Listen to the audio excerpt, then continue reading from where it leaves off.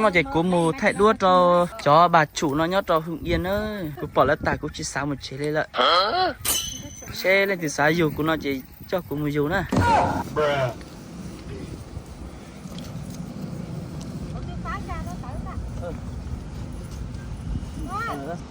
Nó có cái ta đi à?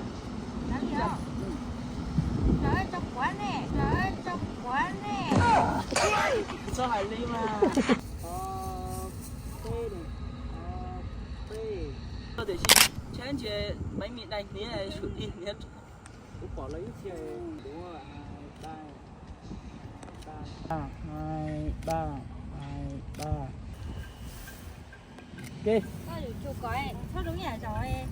Đã tổ. Em thích các bạn bên này à? Đúng em thích không?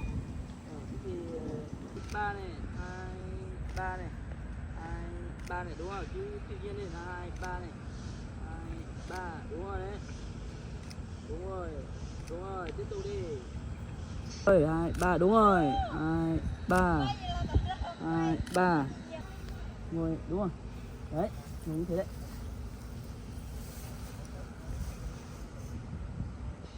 Rồi là 2, 3 này. Đúng rồi. Cái này cũng được nhé. Với một tí. Cái đấy, cái cao đấy.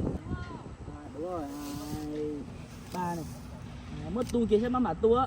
Mà tu của bà tự nhiên đó. Cứ luôn chị. Cứ tu kia là tu của tao thế. Để cho lên chị. Xe cho Poppy. Dạ, số 1 lần chi chứ. Là số 2 thì chắc là cũng có nhờ số 1 đấy. Chị mai số 1 đó. Ủa tôi thấy là nhớ là nó chia thì nhớ ở phía trong bây giờ. Chắc là nhớ ở. Rồi các chủ tăng màu bằng thế rồi.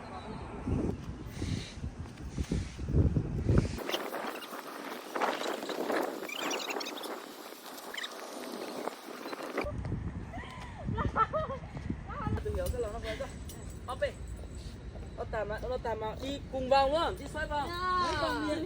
Mua cái nó chả có mua cái nó bé nữa. Sao mà nhìn vô to kiểu mua à, vô to quay ít vòng tạm thôi à. Đấy à? Khỏi bây giờ chỉ lên đây thôi mà, lấy đấy mà quay đúng một vòng thôi à. Chuẩn bị đi lại dừng đấy rồi.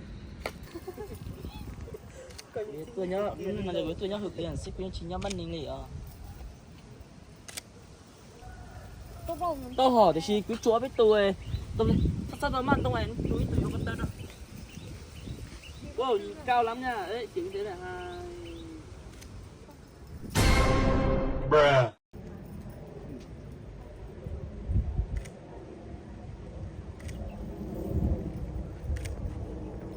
Ôi chà nè.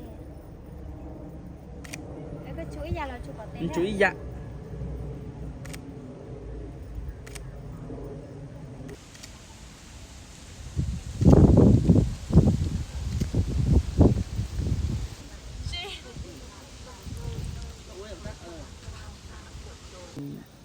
Ba. 3. Có một tiền đó. Có. Bữa nay nào có rồi. Vàng ấy.